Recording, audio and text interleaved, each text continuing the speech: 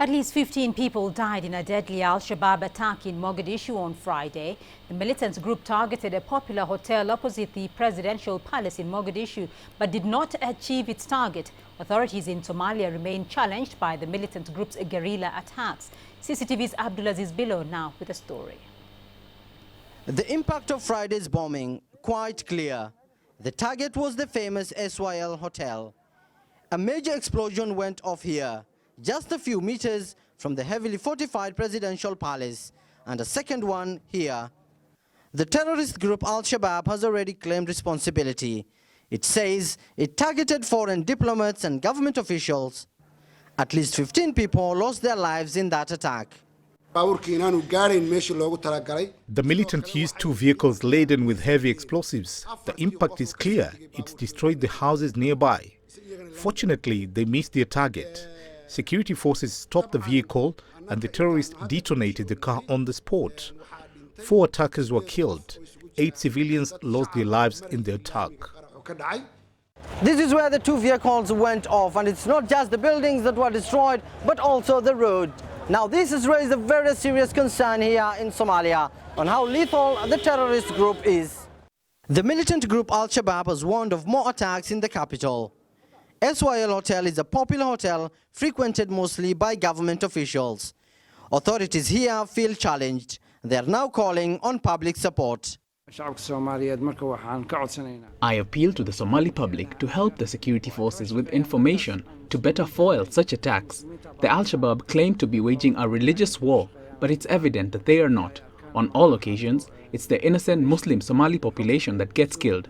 Let's all join this fight and flush out the terrorists. This attack came a day after the militants targeted the presidential palace with mortar attacks, killing 4 members of one family and wounding a dozen others. And after this attack, the readiness of the security forces has been put into question. Abdulaziz Bilo, CCTV, Mogadishu, Somalia. Well, let's cross over now to Abdulaziz Bilo. He's joining me live from Mogadishu. Abdulaziz, Somali militants are still a security threat in Mogadishu. Is the Somali government, though, really capable of ensuring public safety? And what lessons are being learned so far?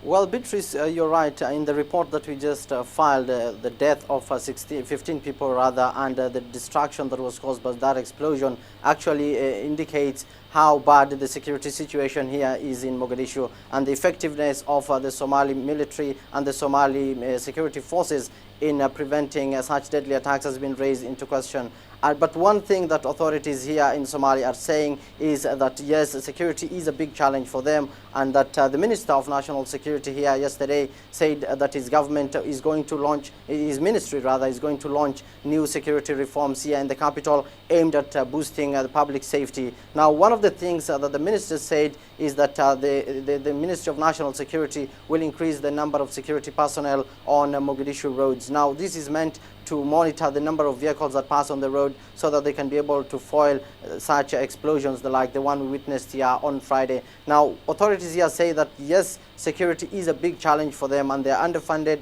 they are poorly equipped, and their forces are poorly trained. But one factor that comes out clearly is the Minister of National Security says that what is missing in this case is the cooperation between the public and the security forces. He's saying that the Somali public needs to come forward to security forces with information regarding Al-Shabaab attacks so that they can be able to foil them in the future. Well, Abdulaziz, ahead of state summit of troop contributing countries to the African Union mission AMISOM in Somalia is scheduled for today. What do we know about this exactly? What can you tell us about this summit? Well, Beatrice, the meeting is supposed to take place later today. That is the first meeting between the troop contributing countries. The head of states will actually be meeting to discuss the operations of the African Union forces known as AMISOM. Now, this meeting comes at a very crucial time. For one, when the European Union has announced that they have reduced the funding for the African Union mission in Somalia, AMISOM.